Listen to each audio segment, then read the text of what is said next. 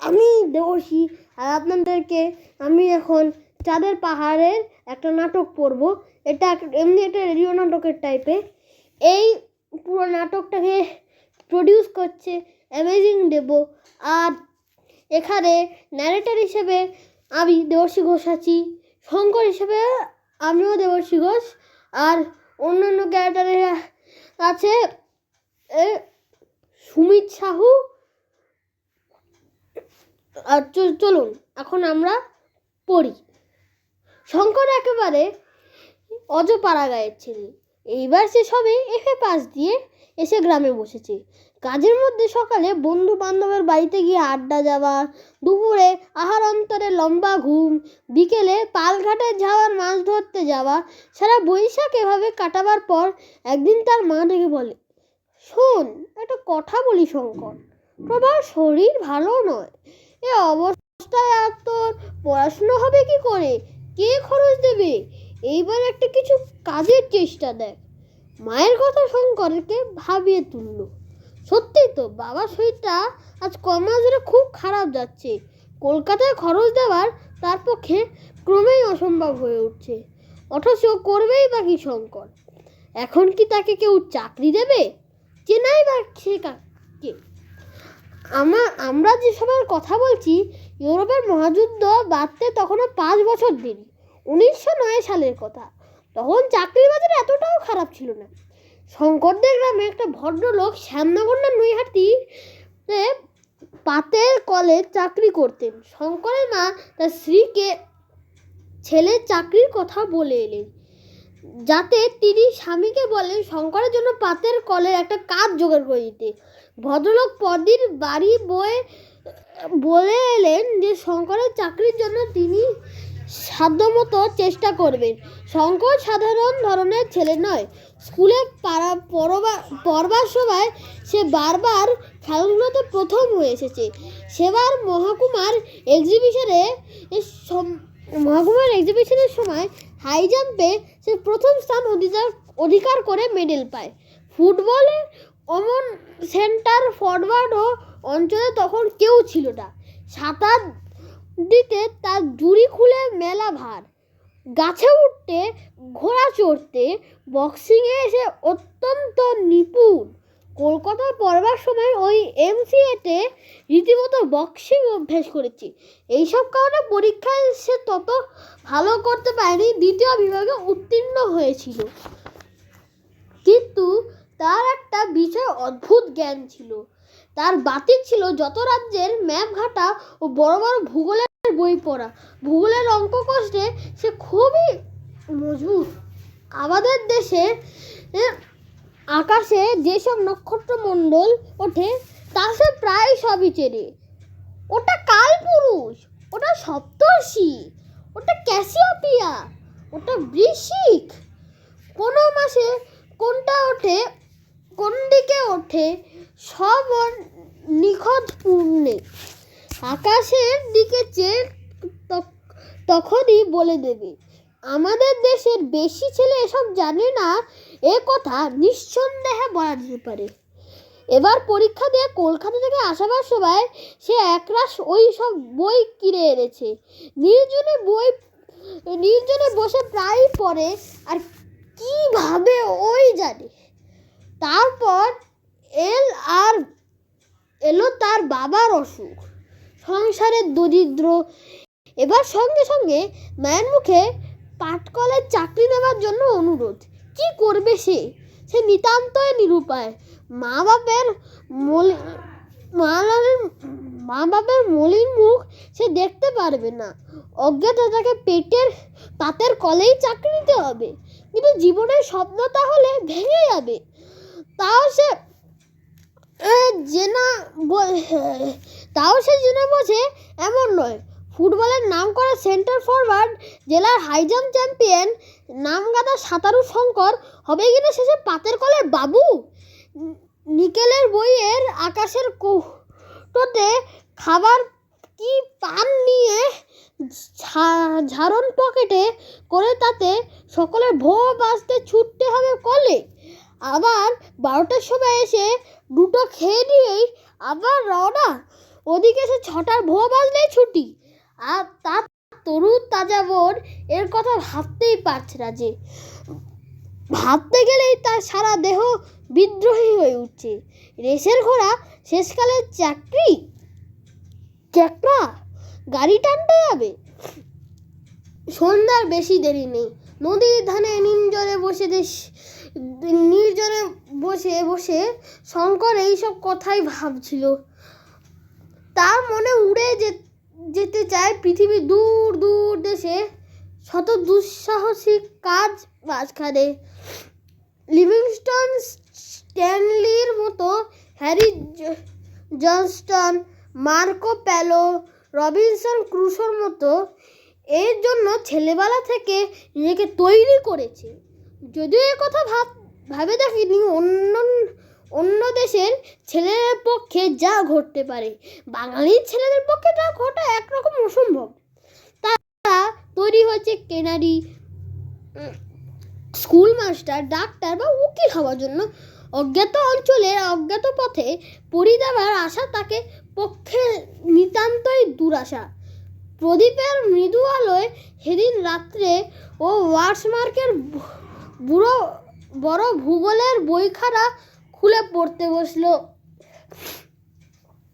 এই বইখানার একটা জায়গা তাকে বড় মুগ্ধ করে। সেটা হচ্ছে প্রসিদ্ধ জার্মান ভূপর্যটক আন্টন হাউফম্যান লিখিত আফ্রিকার একটা বড় পর্বত, মাউন্টেন অফ দি মুন, চাঁদের পাহাড়। আহরণে অদ্ভুত বিবরণ। কতবার সে এটা পড়েছে, পড়বার সময় কতবার ভেবেছে হের আউটম্যানের মতো সেও একদিন মাউন্টেন অফ দি মুন জয় করবে। স্বপ্ন সত্যিকারই চাঁদের পাহাড়ের মতোই দূরের জিনিস চিরকাল। চাঁদের পাহাড় বুঝি পৃথিবীর নামে? সে রাত্রে বড্ড অদ্ভুত একটা স্বপ্ন দেখা যায়। চার ধারে ঘন বাঁশের জঙ্গলে বুনো হাতির দল মটমট করে বাঁশ ভাঙছে। সে আর একজন, কে তার সঙ্গে, দুজনে একটা প্রকাণ্ড পর্বতে উঠেছে। চারিধারে দৃশ্য ঠিক হাউটম্যানের লেখা মাউন্টেন অফ দি মুনের দৃশ্যের মতো। সেই ঘন বাঁশবন, সেই পরগাছা ঝোলানো বড় বড় গাছ, নিচে পচা বাটার রাস, মাঝে মাঝে পাহাড়ের খালি গা, আর দূর গাছপালার ফাঁকে জ্যোৎস্নায় সাদা ধবধবে চিরুতষার ঢাকা পর্বত শিখরটি একবারে দেখা যাচ্ছে। একবার বনের আড়াল চাপা পড়েছে। পরিষ্কার আকাশে দু একটা তারা এখানে ওখানে উঠল, এখানে ওখানে। একবার সত্যি সে যেন বুনো হাতির গঞ্জ শুনতে পেল। সমস্ত বনটা কেঁপে উঠল। এত বাস্তব মনে হলো যেটা, যেন সে ডাকেই তার ঘুম ভেঙে গেল। বিছানার উপর উঠে বসলো। ভোর হয়ে গেছে। না থাক দিয়ে দিনের আলোর ঘরের মধ্যে এসেছে। কি স্বপ্নটা দেখেছে সে! ভাওরের স্বপ্নটা কি সত্যিই হয়? বলে তো অনেকে। অনেকদিন আগেকার একটা ভাঙা পুরনো মন্দির আছে তাদের গায়ে। ভূঁইয়ার জামাই মদন রায় নাকি প্রাচীন দিনে মন্দির তৈরি করেন। এখন মদন রায়ের বংশে কেউই নেই। মন্দির ভেঙে চুরে গেছে, অথচ গিয়েছে অশ্বত্থ গাছ, বট গাছ জগিয়ে আছে কর্নিশে। কিন্তু যেখানে ঠাকুরের বেদি, তার উপরও খিলেনটা এখনো ঠিক আছে। কোনো মূর্তি নেই, তবু শনি মঙ্গলবার পুজো হয়। মেয়েরা বেদিতে সিঁদুর চন্দন মাখিয়ে রেখে দেয়। সবাই বলে ঠাকুর বড় জাগ্রত, যে যা মানত করে তাই হয়। শঙ্কর সেদিন স্নান করে উঠে মন্দিরের একটা বটের বুঝির গায়ে একটা ঢিল ঝুলিয়ে কি প্রার্থনা জানিয়ে এসেছে। বিকেলে সে গিয়ে অনেকক্ষণ মন্দিরের সামনে দূর্বাঘাসের বনে বসে রইল। জায়গাটা পাড়ার মধ্যে হলেও বনে ঘেরা। কি কাছেই একটা পোড়ো বাড়ি। এদের বাড়িতে একটা খুন হয়ে গেছিল শঙ্করের শিশুকালে। সেই থেকে বাড়ির মালিক এ গ্রাম ছেড়ে অন্যত্র বাস করছে। সবাই বলে জায়গাটা ভূতের ভয়, একাবারও কেউ এদিকে আসে না। শঙ্কর কিন্তু এই নির্জন মন্দিরের প্রাঙ্গণে নিরালা মনে চুপ করে বসে থাকতে বড় ভালো লাগে। ওর মনে আজ ভোরের স্বপ্নটা দাগ কেটে বসে গেছে। এই মনের মধ্যে বসে শঙ্কর আবার সেই ছবিটা মনে পড়লো। সে মরমর করে বাঁশ ঝাড় ভাঙছে, বুনো হাতির দল পাহাড়ের অধিকত কারণ নিবারণ বসে পাতাল তার ফাঁকে ফাঁকে অনেক উঁচুতে পর্বত জ্যোৎস্নাপূর্বক তুষার আবৃত শিকার দেশটা যেন কোনো স্বপ্ন রাজ্যের সীমা নির্দেশ করেছে। কত স্বপ্ন তো সে দেখেছে জীবনে, এত সুপুষ্ট ছবি স্বপ্নে সে দেখেনি কখনো। এমন গম্ভীর রেখাপাত করেনি কখনো স্বপ্ন তার মনে। সব মিথ্যে। তাকে যেতে হবে পাতের কলে চাকরি করতে। তাই আর ললাট লিপির নয় কি? কিন্তু মানুষের জীবনে এমন সব অদ্ভুত ঘটনা ঘটে যা উপন্যাসে ঘটে গেলে পাঠকদের বিশ্বাস করতে চাইবে না, সেই উড়িয়ে দেবে। শঙ্করের জীবনেও এমন একটা ঘটনা সম্পূর্ণ অপ্রত্যাশিত ভাবে ঘটে গেল। সকালবেলা সে একটু নদীর ধারে বেরিয়ে এসে সবে বাড়িতে পা দিয়েছে, এমন সময় ওপারে রমেশ্বর মুখুজ্জেশ্রী এক টুকরো কাগজ এসে হাতে দিয়ে বলল, বাবা শঙ্কর, আমার জামাইয়ের খোঁজ পাওয়া গেছে। অনেকদিন পরে ভদ্রেশ্বর ওদের বাড়িতে চিঠি দিয়েছে। কাল পিন্টু সেখান থেকে এসেছে। এই চিঠিখানা তারা লিখে দিয়েছে। পড়ো তো বাবা। শঙ্কর বলে উঠল, প্রায় 2 বছর বাদে খোঁজ মিলল। বাড়ি থেকে পালিয়ে গিয়ে কি ভয়টাই দেখালেন। এর আগেও তো একবার পালিয়ে গেছিলেন না? তারপর সে কাগজটা খুললে লেখা আছে, Prasad Das Bandyopadhyay, Uganda railway head office, construction department, Mombasa, পূর্ব আফ্রিকা। শঙ্করের হাত থেকে কাগজের টুকরোটা পড়ে গেল। পূর্ব আফ্রিকা? পালিয়ে মানুষ এত দূর যায়? তবে সে জানেন ননিবালা দিদির স্বামী অত্যন্ত একরেখা ডানপিটে ও ভূপ ঘুরে ধরনের। একবার এই গ্রামে তার সঙ্গে শঙ্করের আলাপও হয়েছিল। শঙ্কর তখন এন্ট্রান্স ক্লাসে সবে উঠেছে। লোকটা খুব উদার প্রকৃতির, লেখাপড়া ভালোই জানে, তবে কোনো একটা চাকরিতে বেশি দিন টিকে থাকতে পারে না, উড়ে বেড়ানোর স্বভাব। আর একবার পালিয়ে বর্মা না কোচিন কোথায় গিয়েছিলেন। এবার বড় দাদার সঙ্গে কি নিয়ে মনোমালিন্য হবার দরুন বাড়ি থেকে পালিয়েছিল। এ খবর শঙ্কর আগেই শুনেছিল। সেই প্রসাদবাবু পালিয়ে গিয়েই ঠেলে উঠল একেবারে পূর্ব আফ্রিকায়। রমেশ্বর মুখুজ্জেশ্রী ভালো বুঝতে পারলেন না তার জামাই কত দূর গিয়েছে। অতটা দূরত্বে তার ধারণাই ছিল না।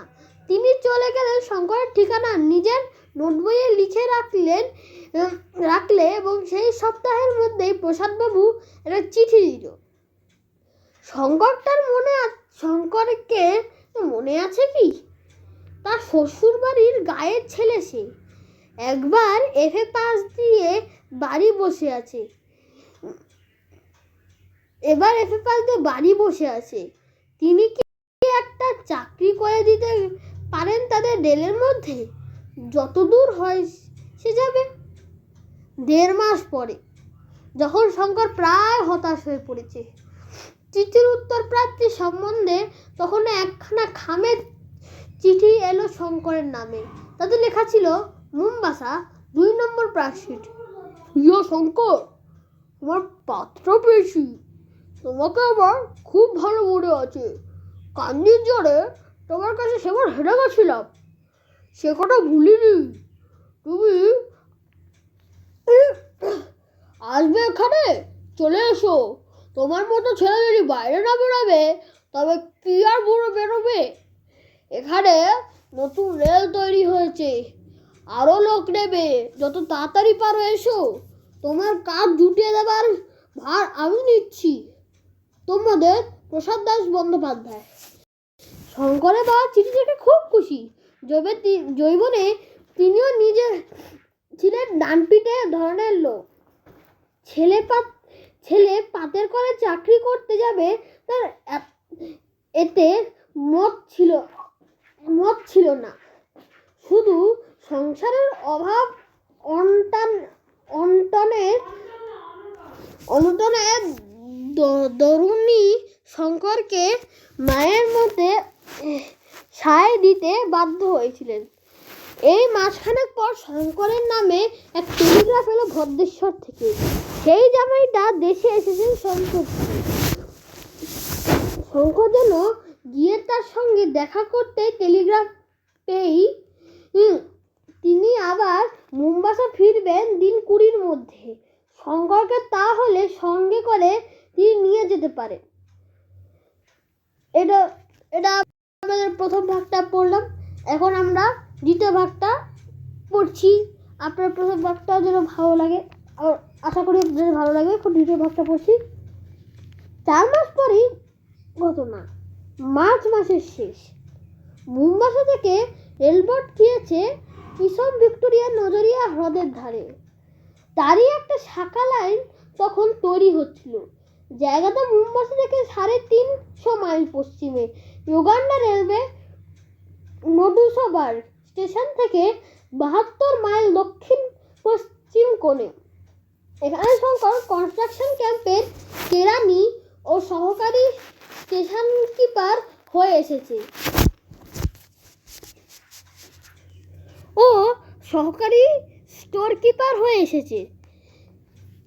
থাকে ছোট একটা তাঁবুতে। তার আশেপাশে অনেক তাঁবু। এখানে এখনো বাড়িঘর তৈরি হয়নি বলে তাঁবুতেই সবাই থাকে। তাঁবুগুলো একটা খোলা জায়গায় চক্রান্ত সাজানো। তাদের চারধারে ঘিরে বহু দূরব্যাপী মুক্ত প্রস্তাব, দীর্ঘ দীর্ঘ ঘাসের ভরা, মাঝে মাঝে গাছ। তো তাঁবুগুলোর ঠিক গায়ে খোলা জায়গায় শেষ সীমায় একটা বড় বাওবাব গাছ, আফ্রিকার বিখ্যাত গাছ। শঙ্কর কতবার ছবিতে দেখেছে, এবার সত্যি করেই বাওবাব গাছ দেখে শঙ্কর যেন আশ মেটে না। নতুন দেশে শঙ্কর তরুণ তাজা মন। সেই ইউগান্ডার একটা নির্জন মাত্র মনের নিজের স্বপ্নের সার্থকতার যে খুঁজে পেল। কাজ শেষে হয়ে যেতেই সে তাঁবু থেকে রোজ বেরিয়ে পড়ত। যেদিকে দু চোখ যায় সেদিকেই বেড়াতে বার হতো। পূবে, পশ্চিমে, দক্ষিণে, উত্তরে, সব দিকেই লম্বা লম্বা ঘাস। কোথাও মানুষের মাথা সমান উঁচু, কথায় তার চেয়ে উঁচু। কনস্ট্রাকশন তাঁবুর ভারপ্রাপ্ত ইঞ্জিনিয়ার সাহেব একদিন শঙ্করকে ডেকে বললেন, শোনো রায়, ওরকম এখানে বেরিও না।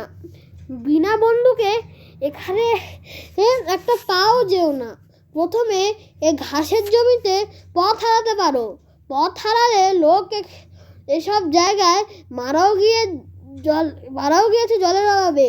দ্বিতীয়, ইউগান্ডা সিংহের দেশ। এখানে আমাদের সারা শব্দ হাতুড়ি ঠোকার আওয়াজে সিংহ হয়তো একটু দূরে চলে গিয়েছে, কিন্তু ওদের বিশ্বাস নেই। খুব সাবধান, এদের অঞ্চল মোটেই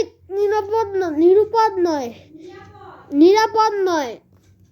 একদিন দুপুরের পর কাজকর্ম বেশ পুরোদমে চলেছে। হঠাৎ তাঁবু থেকে কিছু দূরে লম্বা ঘাসের জমির মধ্যে মানুষকুণ্ঠের আর্তনাদ শোনা গেল। সবাই সেদিকে ছুটে গেল ব্যাপার কি দেখতে। শঙ্করও ছুটল। ঘাসের জমি পাতি পাতি করে খোঁজা হলো, কিছুই নেই সেখানে। কিসের চিৎকার তবে? ইঞ্জিনিয়ার সাহেব এলেন। কুলিদের নাম ডাকা হলো। দেখা গেল একজন কুলি অনুপস্থিত। অনুসন্ধানে জানা গেল সে একটু ঘাসের বনের দিকে কি কাজে গিয়েছিল, আর তাকে ফিরে আসতে কেউ দেখেনি। খোঁজাখুঁজি করতে করতে ঘাসের বনের বাইরে বালির উপর কটা সিংহের পায়ের ডাক পাওয়া গেল। সাহেব বন্দুক নিয়ে লোকজনের সঙ্গে পায়ের দাগ দেখে দেখে অনেক দূর গিয়ে একটা বড় পথের আড়ালে হতভাগ্য কুলির রক্তাক্ত দেহ বার করলো। তাতে তাঁবুতে ধরাধরি করে নিয়ে আসা হলো, কিন্তু সিংহের কোনো চিহ্ন মিলল না। লোকজনের চিৎকারে সে শিকার ফেলে পালিয়েছে। সন্ধ্যার পূর্বে কুলিটা মারা গেল। তাঁবুর চারিপাশে লম্বা ঘাস অনেক দূর পর্যন্ত কেটে সাফ করে দেওয়া গেল পরদিনই। দিন কতকের সিংহের কথা ছাড়া তাঁবুতে আর কোনোই গল্প নেই। তারপর মাসখানেক পরই ঘটনা পুরনো হয়ে গেল। সে কথা সকলের মনে চাপা পড়ে গেল। কাজকর্ম আবার বেশ চলল। সেদিন দিনে খুব গরম। সন্ধ্যা একটু পরই কিন্তু ঠান্ডা পড়লো। কুলিদের তাঁবুর সামনে অনেক কাঠকুঠো জ্বালিয়ে আগুন করা হয়েছে। সেখানে তাঁবুর সামনে গোল হয়ে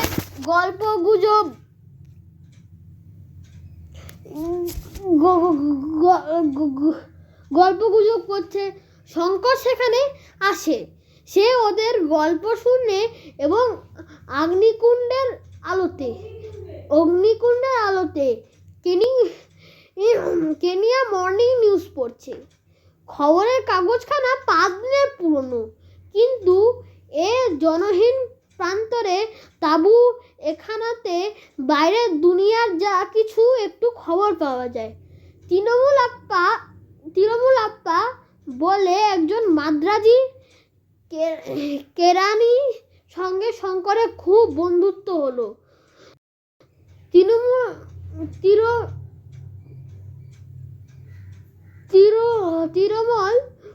তরুণ যুবক, বেশ ইংরাজি জানে, মনেও খুব উৎসাহ।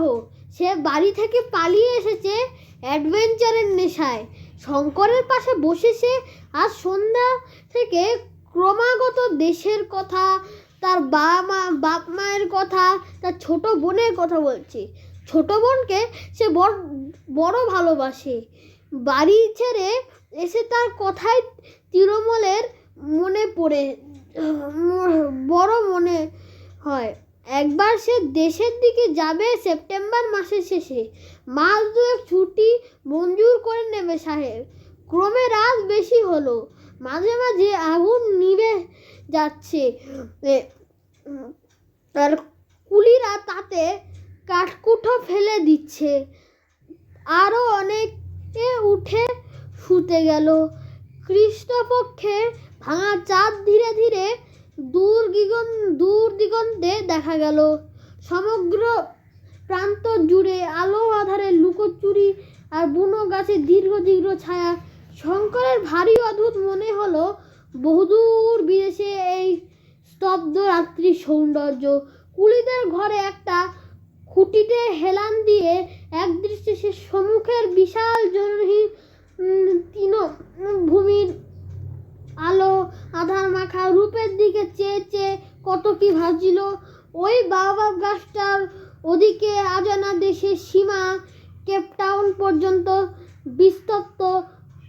মধ্যে পড়বে কত পর্বতারণ্য, প্রাগৈতিহাসিক যুগের নগর জিম্বারি, বিশাল ও বিভীষিকাময় কালাহারি মরুভূমি, হীরকের দেশ, সোনার খনির দেশ। আর আপনারা প্লিজ লাইক করে দেবেন, শেয়ার করে দেবেন, একটু সাবস্ক্রাইব করে দেবেন, কেন কষ্ট হয় আমাদের, প্লিজ, এটা একটা বিনতি। দেখুন অন্ধকার পুরো এরিয়াটা।